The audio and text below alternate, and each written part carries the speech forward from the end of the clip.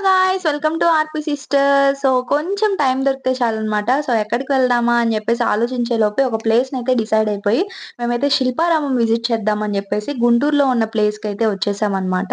So, మేము already గుంటూరులోనే ఉంటామనుకోండి. కానీ అప్పుడప్పుడు ఇలాంటి ప్లేసెస్‌ని గూడా విజిట్ చేద్దామని జెప్పేసి అనుకుంటాం. ఇక్కడ మెయిన్‌గా బుద్ధుడి స్టాట్యూ అయితే అద్దిరిపోయింది. నిజంగా చెప్తున్నాను, చాలా ప్లెజెంట్‌గా ఉంది. అండ్ ఇక్కడ అమ్మే ప్రతి ఒక్క ప్రొడక్ట్ స్పెషాలిటీ ఏంటి అంటే, వాళ్ళే స్వయంగా చేతులతో తయారు చేసుకొని మరి ప్రొడక్ట్స్ అయితే అమ్మడం జరిగిద్దనమాట. సో, ఇక్కడ పెట్టే ప్రతి ఒక్క స్టాల్స్ అన్నిటికి గూడా ఫ్రీ అనమాట. సో, మేము అడిగాము ఏదైనా పెట్టుకోవచ్చా అని జెప్పేసి.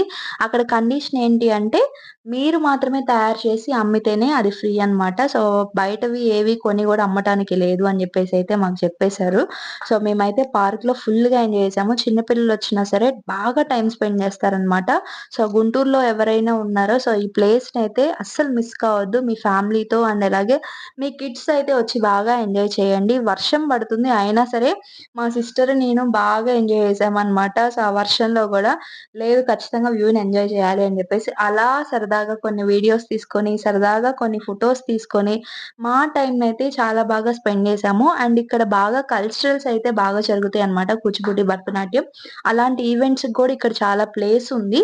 అండ్ వీలు దొరికినప్పుడు మీరు గూడా ఈ ప్లేస్‌నైతే విజిట్ చేయండి తప్పకుండా. అండ్ మెయిన్‌గా లాస్ట్‌లో ఈ ఫోటో సెప్షన్ ప్లేస్ అయితే చాలా బావుందనమాట. వచ్చిన వాళ్ళెవ్వరైనా సరే ఇక్కడ ఫోటో దిగకుండా అయితే వెళ్ళొద్దు. అస్సలు మిస్ అవ్వద్దు. Thank you for watching.